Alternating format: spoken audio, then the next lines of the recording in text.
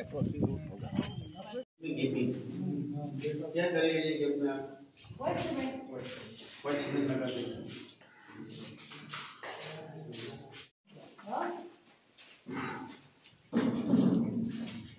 इधर क्या है? क्या क्या देखा आपने? ये विज़िट करके देखे कि कितना काम कंप्लीट हुआ है। अभी ज़्यादा काम नहीं है, वो काम शायद 1-1.5 महीना में कंप्लीट हो जाना चाहिए। ये हमारे इलाका के बच्चे लोग के लिए बहुत एक बड़ा स्टेप रहेगा। जो गरीब बच्चे लोग हैं उनका कम से कम एजुकेशन, हॉस्टल, ये सब जो हमारे एरिया की मांग है वो पूरा होगा।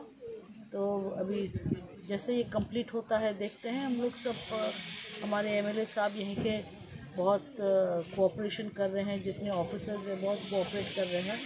सो we are waiting for the school to get completed and all the best to this region ओमपी for letting the school come to your area.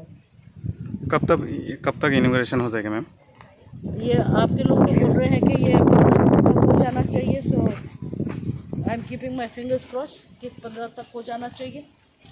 ये आपके डिपार्टमेंट के आदमी लोग हैं जिसको काम कंप्लीट करना है। मैं तो फिर आऊँगी इंस्पेक्शन करने के लिए। Thank you.